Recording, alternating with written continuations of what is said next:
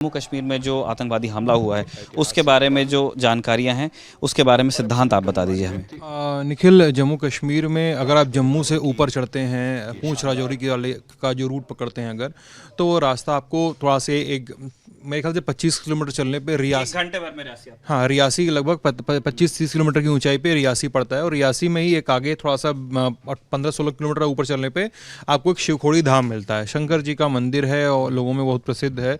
तो अमूमन ये होता है कि जो लोग घूमने जाते हैं, वैष्णो देवी दर्शन करने जाते हैं कटरा वगैरह में, तो उनका ये होता है कि हम रियासी भी दर्शन करेंगे। कटरा से अगर ऊपर बढ़ने पे, अगर उसी रूट पे, क्योंकि पड़ता है ऊपर जाने पर राजौरी में। लेकिन आज वहाँ पे एक यात्रियों की बस जो थी, जो रियासी से शिवखोड़ी धाम की ओर जा रही थी, तो वहाँ पे एक मोड़ आता है कंडा चांडी मोड़ आता है। वहाँ पे उस मोड़ के पास कहा जा रहा है, जो खबर आ रही है, एसएसपी मोहित शर्मा ने भी उन्होंने भी बताया है कि फायरिंग हुई। दो लोगों ने, दो मास्क्ड मैन ने फायरिंग की बस पे। कार्ट्रिज मिले हैं क्योंकि वहाँ, हाँ, कार्ट्रिज भी मिले हैं और फायरिंग हुई। और फायरिंग के बाद जो है रिज पे से बस टॉपल करके नीचे खाई में चली गई। और खाई में गई, उसके बाद रेस्क्यू ऑपरेशन, अब जब हम ये खबर रात को लगभग 10 बजे के आसपास हम रिले कर रहे हैं, तो रेस्क्यू ऑपरेशन लगभग पूरा हो चुका है। लेकिन वहाँ पे 10 लोग मारे जा चुके हैं और 30 के आसपास के लोग अभी घायल हैं। अगर आपको ये पता हो, अगर सॉरी, मैं उस जानकारी बाद में आता हूँ, लेकिन पहले घटना की डिटेल्स बता दूं।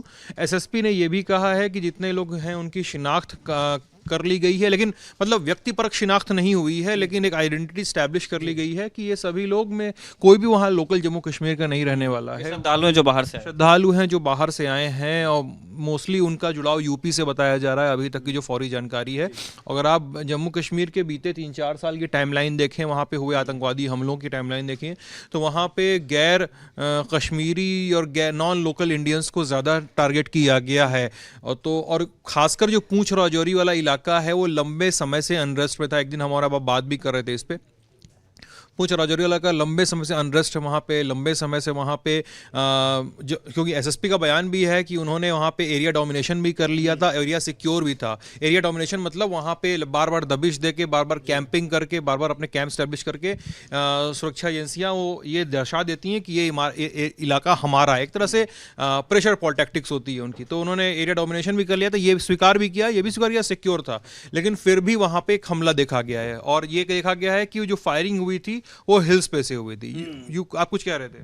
वो तो उसका टोपोग्राफी। जी हाँ, उसका एक कारण सिद्धांत टोपोग्राफी है। क्योंकि आप ये देखिए, हम ज़्यादा एसोसिएट करते हैं आतंकवाद को वैली से, और वैली में अगर आप फोर्सेस के पर्सपेक्टिव से देखेंगे तो फोर्सेस को जगह चाहिए होती है, वो नंबर्स में काम करते हैं, तो मनूवर करने के लिए एरिया चाहिए। तो वैली में उनके लिए रिलेटिवली ईजी है। मैं ये नहीं कह रहा हूँ कि काउंटर इंसर्जेंसी सबसे मुश्किल कामों में से माना जाता है जो यूनिफॉर्म में किसी को दिया जा सकता है, लेकिन फिर भी वैली में करना रिलेटिवली ईजी है। जैसे ही आप साउथ ऑफ पीर पंजाल आ जाते हो तो दिक्कत यह है कि पूरा टेरेन हिली है, माउंटेनियस है, और आप वैसे टेरेन में इस बात से कोई फर्क नहीं पड़ता है कि आप दुनिया की सबसे बड़ी स्टैंडिंग आर्मी हिंदुस्तान के पास है, वो है। लेकिन ये इस तरह का जो टेरेन होता है वो फोर्सेस को किसी भी नंबर में कंज्यूम कर सकता है। कि आप अभी मणिपुर से जहाँ से होके आए, वहाँ का प्रॉब्लम एग्जैक्टली यही है कि आप अगर वैली छोड़ देंगे तो जो नेबरिंग मणिपुर है, अब वो आप इंडिया के मैप में देखेंगे इतना सा राज्य है, माने क्षेत्रफल के हिसाब से जब उसकी तुलना भारत से की जाती है। लेकिन आप सोचिए कि कितना असम राइफल की कंपनियाँ वहाँ पर लगी है, जो 3 कोर है दीमापुर में, वो पूरी तरह से इन्वेस्टेड है, लेकिन नहीं हो पा रहा है। और जब ललन टॉप जम्मू कश्मीर गया था एलजी मनोज सिन्हा का इंटरव्यू करने के लिए, तब हमारी जनरल घई से बात हुई थी, जो उस समय चिनार कोर के कमांडर थे, और उन्होंने बिल्कुल एक कैंडिडेट बातचीत में ये चीज़ एक्सेप्ट की थी कि देखिए, जो वैली है वहाँ पे पूरी तरह से ग्रिड मैपिंग हो चुकी है, वहाँ पे अब हम बहुत कंफर्टेबल स्थिति में हैं। अगर कोई ऐसी अनटोवर्ड इंसिडेंट होता भी है तो उससे डील करने के हमारे ऑप्शन ज़्यादा हैं और हमारे लिए ईजी होता है। लेकिन उन्होंने ये अंदेशा जताया था कि साउथ ऑफ पीर पंजाल, क्योंकि हिस्टोरिकली बहुत ज़्यादा वो हॉटबेड ऑफ मिलिटेंसी एक ज़माने में हुआ करता था, आज नहीं है। और शायद उस पीस हैज़ डिफीटेड अस, अगर उसको आप अंग्रेज़ी के एक जुमले के साथ अगर आप उसकी तुलना करना चाहें, तो वो वाली स्थिति हमको साउथ ऑफ पीर पंजाल में दिख रही है। एनीवेज, इस खबर पे, ये खबर अभी डेवलप हो रही है और लगातार ललन टॉप की टीम इस खबर पे काम कर रही है, और इससे जुड़े जो विस्तृत अपडेट्स हैं आप ललन टॉप पे देखते रहेंगे। ये लाइव प्रेजेंटेशन अब अपने कंक्लूजन की ओर बढ़ रहा है। जैसा हमने आपको बताया, हमने तमाम काउंसिल ऑफ मिनिस्टर्स के बारे में आपको बताया।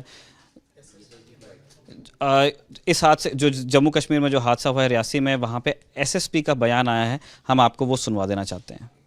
इसमें कोई दो राय नहीं है कि एक बहुत ही अनफॉर्चुनेट इंसिडेंट हुआ है और ये इनिशियली जो हमें रिपोर्ट्स आई वो यही है कि मिलिटेंट्स घात लगाए बैठे थे और उन्होंने उस बस के ऊपर फायर किया जो कि शिवखोड़ी से निकली थी और टुवर्ड्स कटरा जा रही थी।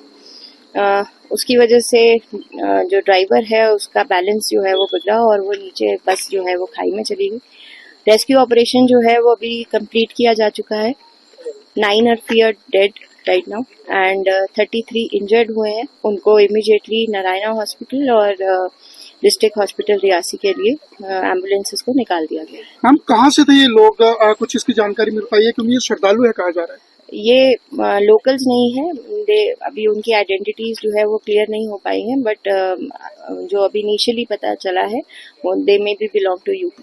हाँ मैम, कुछ इनपुट्स थी क्या इस एरिया में? क्योंकि देखा गया है कि रजौरी में पिछले दिनों कुछ रिकवरीज हुई थी, OGW पकड़े गए थे, तो क्या इस इलाके में कुछ इनपुट्स थी? देखिए, ऑलरेडी हम देखते आए हैं जब भी कोई मिलिटेंसी कोई इंसिडेंट हुआ है तो उसके बाद हम लोग वैसे ही हाई अलर्ट पे हमेशा से रहे हैं।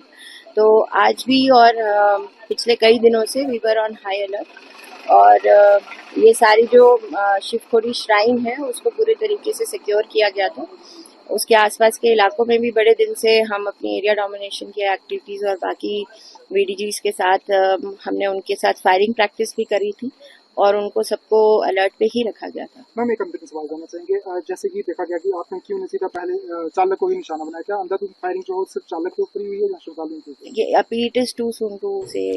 आपने एसपी को सुना, मोहिता शर्मा जो कि घटना की जानकारी दे रही थी, उन्होंने इस बात को कंफर्म किया है कि इस हादसे में अब तक के 10 लोग अपनी जान गंवा चुके हैं। हादसा तो क्या, आतंकवादी हमला इसे कहना चाहिए। और जो घायल हैं उनका इलाज अभी चल रहा है, उन्हें हॉस्पिटल ले जाया गया है, एरिया को सिक्योर कर लिया गया है। और अगर आप जम्मू कश्मीर में मिलिटेंसी को लगातार फॉलो करते हैं तो तीन तरह के आप हमलों को स्पॉट कर सकते हैं। एक जिनमें लोकल्स इन्वॉल्व होते हैं, नुकसान भी लोकल्स का होता है। एक जो आउटसाइडर्स कथित कहे जाते हैं, जो हिंदुस्तान के बाकी इलाकों से वहाँ जाकर के काम कर रहे होते हैं, कोई मिस्त्री हुआ या कोई गोलगप्पे वाला हुआ, उस पर हमला। ये तीसरे कैटेगरी का हमला, ये श्रद्धालुओं पर हुआ हमला है जो कि टूरिस्ट हैं और वो एक शिव मंदिर में जा रहे थे। तो इसका कॉग्निसेंस आप ये मान कर चलिए, हम अपने जो नेशनल सिक्योरिटी कवरेज का अनुभव है उससे कह रहे हैं कि हाईएस्ट लेवल पे ले लिया गया होगा और बहुत ही जल्दी आप इसका एक काइनेटिक रिस्पांस देख सकते हैं। इसका भी प्रेडिक्शन हम यहाँ से कर सकते हैं। जैसा हमने आपको पहले बताया, ये एक डेवलपिंग खबर है और इसमें जो अपडेट्स आएंगे वो ललन टॉप पे आप लगातार देखते रहेंगे।